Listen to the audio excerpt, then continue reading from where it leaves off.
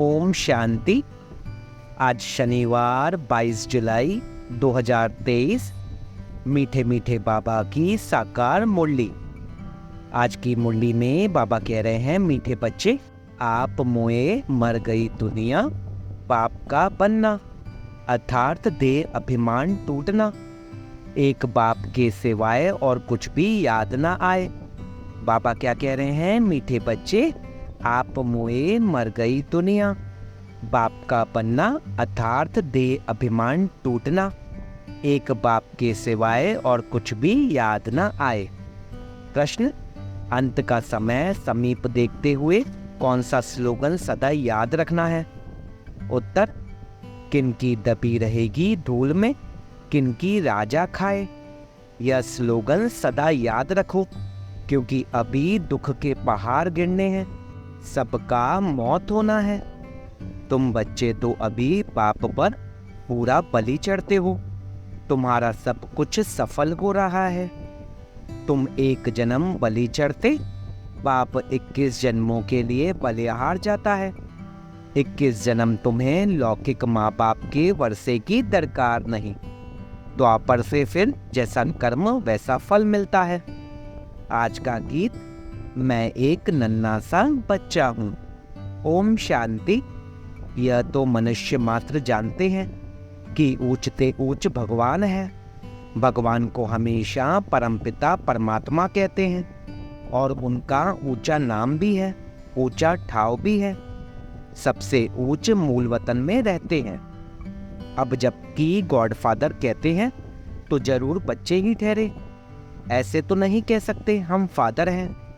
सर्वव्यापी कहने से तो सब फादर हो जाते। उनको तो हमेशा परेते परे परम धाम में रहने वाला परम पिता परमात्मा कहा जाता है। ऊंचते ऊंच भगवत, इसलिए सब भक्त उनको याद करते हैं, कहते भी हैं भगवान को ही भक्तों को भक्ति का फल देने यहाँ आना पड़ेगा। वह पाप है स्वर्ग का रचयिता। क्रिएटर जरूर नई दुनिया ही रचेंगे, तो वह आएगा कहाँ? क्या पतित दुनिया में, वह पावन दुनिया में? देखो, यह बात अच्छी रीति धारण करने की है। तुम कोई छोटे नहीं हो, शरीर के ऑर्गन्स तो बड़े हैं ना। तुम जानते हो सभी बाप को याद करते हैं, समझते हैं यहाँ दुख है, हमको ऐसी जगह ले चलो जहाँ शांति सुख हो। ड्रामा अनुसार बाप को आना ही है। बनी बनाई बन रही, इसमें कोई फर्क नहीं हो सकता। वर्ल्ड की हिस्ट्री ज्योग्राफी चक्र लगाती रहती है, 4 युग फिरते रहते हैं। कलयुग के बाद होता है संगम युग। कलयुग और सतयुग के बीच का यह है कल्याणकारी धर्माऊ युग। यह है पुरुषोत्तम युग, अर्थात उत्तम से उत्तम मर्यादा पुरुषोत्तम बनने का युग। इस युग जैसा उत्तम युग कोई होता नहीं। सतयुग त्रेता का संगम युग कोई ऊंच नहीं है, उसमें तो 2 कला सुख की कम होती है। इस संगम युग की ही महिमा है। तुम जानते हो पाप तो है ऊंचते ऊंच, ऐसे नहीं कि सर्वव्यापी है। बच्चे कितनी भूल करते हैं, परंतु भूल भी ड्रामा अनुसार होनी ही है। मैं फिर आकर अभूल बनाता हूँ। बाप कहते हैं मुझे तुम ऊंचते ऊंच भगवान कहते हो, मैं फिर तुम बच्चों को अपने से भी ऊंच बनाता हूँ। तब तो भक्त याद करते हैं, लेकिन सर्वव्यापी कहने से मिट्टी में मिला दिया है, तो खुद भी ऐसे कंगाल दुखी हो गए हैं। भारत सुखधाम था, अब दुखधाम है। अब बाप कहते हैं मैं तुमको अपने से भी ऊंच बनाता हूँ। मैं तो परमधाम ब्रह्मांड में रहता हूँ, तुम भी वहाँ रहते हो, फिर यहाँ आते हो पाठ बजाने। जानते हो ब्राह्मण है, ऊंचे ते ऊंच चोटी, तो ऊंचे ते ऊंच शिव बाबा की क्या निशानी रखेंगे? वह तो एक स्टार है। जैसे आत्मा वैसे परमात्मा, चमकता है प्रकृति के बीच में अजब सितारा। आत्मा का रूप है ही स्टार, यह बना बनाया ड्रामा है। इसमें सभी आत्माएं ब्रह्मांड निराकारी झाड़ में रहती हैं, जिसको निर्वाण धाम कहा जाता है। आत्माएं निराकारी दुनिया स्वीट होम में आती हैं। अभी तो दुखधाम है। कितने पार्टीशन हैं? सत्युग में कोई पार्टीशन नहीं था। भारत ही उच्चखंड था। बाबा को सत्य कहा जाता है। बाबा कहते हैं, मैं सचखंड स्थापन करने आता हूँ तो जरूर नई दुनिया स्थापन कर पुरानी दुनिया को मिटाना पड़े ना। अभी दुख के तो पहाड़ गिरने वाले हैं। किनकी दबी रहेगी धूल में? वह भी समझते हैं कि हम जो बॉम्ब्स बनाए आपस में आंख दिखाते हैं तो आखिर खात्मा तो जरूर होना है। परंतु पता नहीं कौन प्रेरक है जो ऐसी चीज बनवा रहे हैं। गीता में भी है कि पेट से मूसल निकले। यह है सारी पृथ्वी की बातें। बॉम्ब्स निकालते हैं अपने नेशन का विनाश करने। यादव कौरव पांडव 3 सेनाएं हैं ना। यादव कौरव लड़कर खत्म हुए, बाकी कौरव पांडवों की कोई लड़ाई नहीं होती। तुम्हारी कोई से युद्ध नहीं। तुम हो योग बल वाले राज ऋषि। सन्यासी है हठ योग ऋषि। वह शंकराचार्य या शिवाचार्य। श्री कृष्ण आश्चर्य नहीं कहेंगे। वह अब नॉलेज ले रहा है फिर सो श्री कृष्ण बनने के लिए। यह राजधानी स्थापन हो रही है। तुम पतित कांटों से देवीय फूल बन रहे हो। गीता में भी सुना, आओ अजामिल जैसे पापियों का उद्धार करो। गाया भी जाता है, पतित पावन वही सद्गुरु है जो तुमको नर से नारायण राजाओं का राजा बनाते हैं। यह है एम ऑब्जेक्ट। यह पाठशाला है ना। इसमें हम नर से नारायण, नारी से लक्ष्मी बनते हैं। इसमें अंधश्रद्धा की बात नहीं। स्कूलों में एम ऑब्जेक्ट होती है ना। तुम बाप के पास आए हो बेहद का वर्षा लेने। वहाँ का वर्षा यहाँ लेना होता है। वह है ही सुखधाम, यह है दुखधाम। गीत में सुना, मैं छोटा सा बच्चा हूँ। तुम बच्चे हो ना। कोई 25 वर्ष का है, कोई 20 वर्ष का। बाबा कहते हैं एक दिन का बच्चा भी वर्षा ले सकता है। बेहद का बाप फिर भारत को हीरे जैसा बनाने आया है। सतयुग में कितने हीरो जवाहरों के महल थे, बात मत पूछो। फिर जब भक्ति मार्ग शुरू होता है तो पतित राजाओं बैठ सोमनाथ जैसा मंदिर बनाते हैं।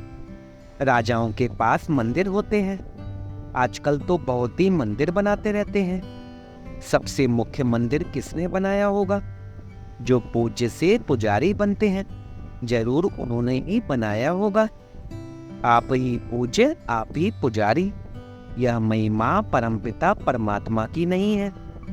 उनकी महिमा तो सबसे न्यारी है। हर एक मनुष्य की महिमा अलग होती है। ऊंच से ऊंच महिमा है बाप की, जिससे तुम 21 जन्मों का वर्षा पाते हो। फिर द्वापर से लेकर तुम लौकिक बाप का बच्चा बन जैसे जैसे कर्म करते हो ऐसा जन्म लेते हो। धन दान करने से एक जन्म अल्पकाल सुख का वर्षा मिल जाता है। राजाएं भी तो रोगी बनते हैं ना। स्वर्ग में तुम रोगी नहीं बनते हो। तुम्हारी एवरेज 150 वर्ष आयु रहती है। कितने हेल्दी रहते हो। बीमारी दुख आदि का नाम नहीं। शिव बाबा बच्चों के लिए सौगात ले आते हैं। इसको हथेली पर भविष्यत कहा जाता है। पुरुषार्थ करना चाहिए। चाहे सूर्यवंशी बनो, चाहे चंद्रवंशी बनो, चाहे साहूकार प्रजा। एम ऑब्जेक्ट तो है श्री कृष्ण जैसा बनना। बाकी श्री कृष्ण वाच तो कभी हुआ नहीं है। यह है भगवानोवाच। समझाया जाता है। यह है रुद्र ज्ञान यज्ञ। राजस्व अर्थात स्वराज्य प्राप्त करने के लिए। शास्त्रों में तो बड़ी कहानी लिख दी है।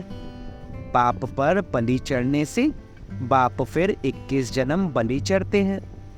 बाप तुम बच्चों को ऊंचते ऊंच बनाते हैं।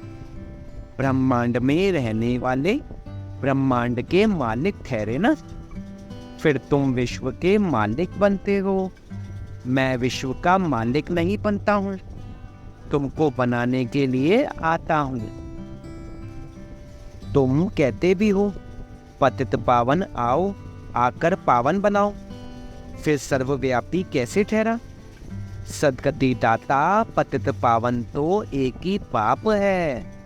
इस समय सभी तमो प्रधान बन गए हैं। सतो रजो तमो से सबको पास करना ही है। हर चीज पहले सतो प्रधान होती है, फिर तमो प्रधान बनती है। सतयुग में भी देवी देवताएं सतो प्रधान, फिर त्रेता में सतो रामराज्य क्षत्रिय, फिर रजो में वैश्य, तमो में शूद्र वर्ण भी है ना। विराट रूप में देवता क्षत्रिय वैश्य शूद्र दिखाते हैं। बाप और ब्राह्मण गुम कर देते हैं। तुम ब्राह्मण देवताओं से भी ऊंच हो, क्योंकि तुम भारत की ऊंच सेवा करते हो। तुम हो श्रीमत पर। श्रेष्ठ ते श्रेष्ठ, ऊंचते ऊंच भगवान की मत मिलती है, जिससे तुम भी श्री लक्ष्मी नारायण बनते हो, श्री श्री शिव बाबा द्वारा। फिर माया का प्रवेश होता है तो तुम आसुरी बन पड़ते हो। कल्प कल्प बाबा ऐसे आकर समझाते हैं।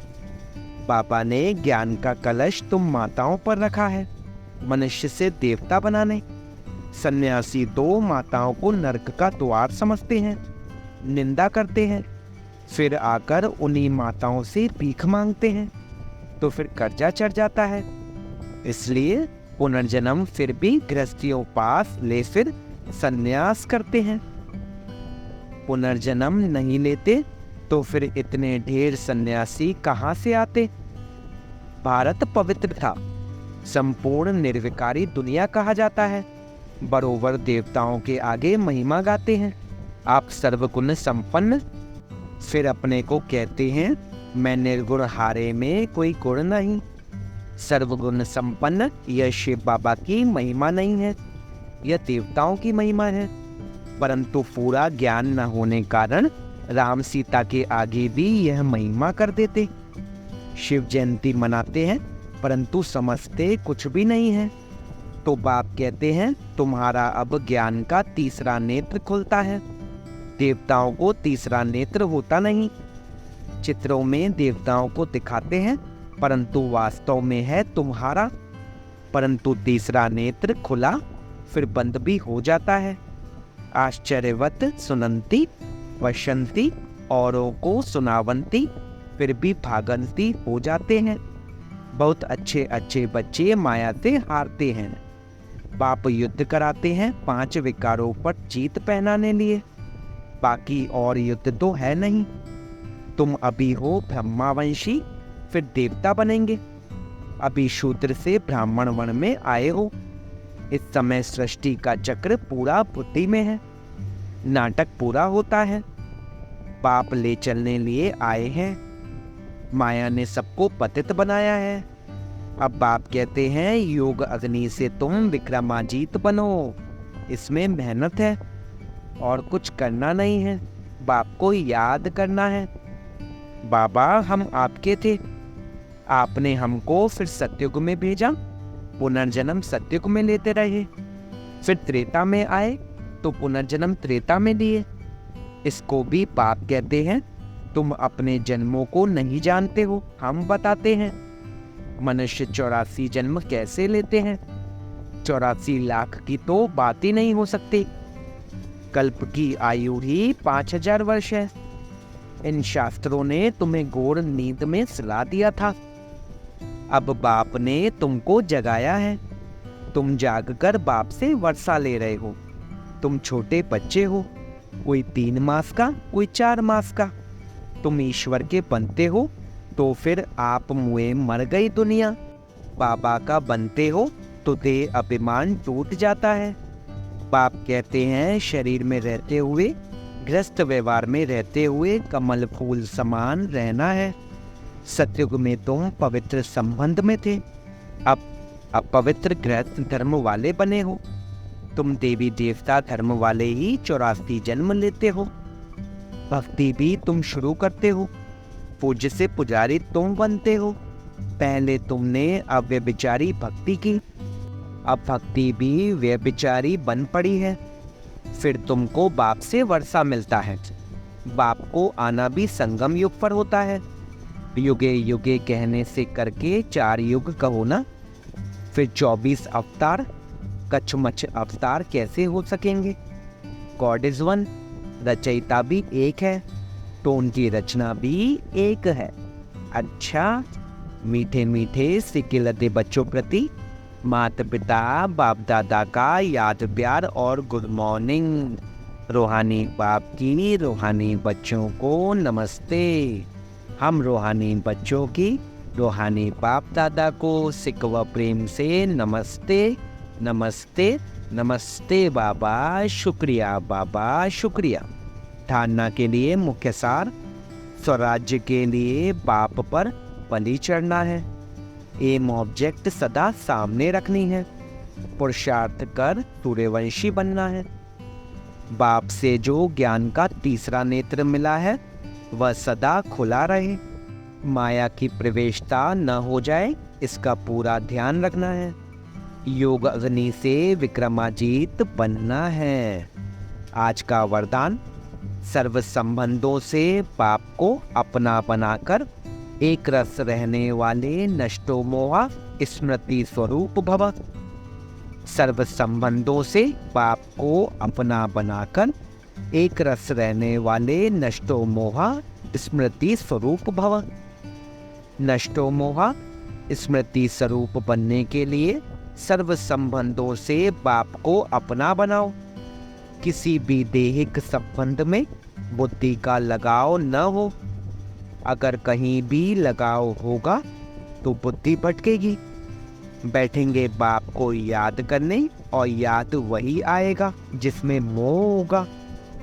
किसका मोह पैसे में होता है, किसका जेवर में, किसका किसी संबंध में। जहाँ भी होगा वहाँ बुद्धि जाएगी। अगर बार बार बुद्धि जाती है तो एक रस नहीं रह सकते। आज का स्लोगन, प्रकृति को दासी बना दो तो उदासी दूर भाग जाएगी। प्रकृति को दासी बना दो तो उदासी दूर भाग जाएगी। ओम शांति।